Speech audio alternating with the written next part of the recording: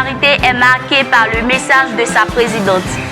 Un message adressé hier lundi à l'ensemble du personnel et aux élèves du lycée Amondi. L'objectif de cette semaine est d'amener tout un chacun à aider nos amis élèves qui se trouvent dans des situations difficiles.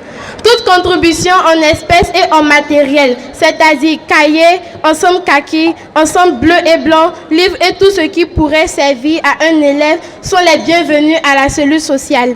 Il est important de rappeler qu'une liste de tous les donateurs sera affichée au retour des congés pour attester de la réception des dons financiers et ou matériels. L'éthique en milieu scolaire, c'est le thème de la conférence organisée ce mercredi 16 décembre 2020 à la bibliothèque du lycée. Madame Evelyne Yapo, conférencière, est ancienne directrice de l'École nationale d'administration ENA. L'éthique en milieu scolaire, tel était le thème de la conférence tenue le mercredi 16 décembre à la bibliothèque du lycée Amondi. La conférence a été animée par Madame Evelyne Yapo, ancienne directrice de l'ENA. Cette conférence avait pour objectif de sensibiliser les élèves à la pratique de l'éthique. Nous voulons que les enfants, les jeunes, les élèves soient sensibilisés à l'éthique parce qu'il y a des comportements qu'on a tout simplement par ignorance. Or, si on est conscient que ce n'est pas bon et que ce n'est pas des comportements éthiques, on peut les corriger. En tout cas, c'est l'objectif principal de cette conférence. On a voulu transmettre comme message, c'est que les enfants puissent intégrer ce que c'est que l'éthique et surtout mettre en pratique ce qu'ils ont entendu aujourd'hui. Il y a l'avenir devant vous, ils sont les futurs cadres de ce pays-là et donc il faut véritablement qu'ils puissent intégrer des valeurs pour l'avenir, pour eux-mêmes et pour le pays.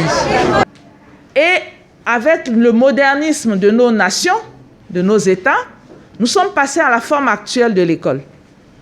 Et là, cette école-là agrège ces 3 missions. Et donc les parents, si vous voyez ça, les parents se dessaisissent complètement de toutes leurs prérogatives et même de leurs enfants et les placent dans une école. Et c'est avec une confiance totale, parce que je n'ai pas encore vu un parent en train de trembler parce que son enfant va à l'école. Donc c'est avec une confiance totale. C'est-à-dire quand l'enfant est à l'école, aucun parent ne se pose la question de savoir est-ce que je vais revoir mon enfant, est-ce qu'il ne sera pas blessé, est-ce que ceci. L'enfant vient à l'école. La même confiance est placée aussi dans l'école par les pouvoirs publics, l'État et tout ce monde.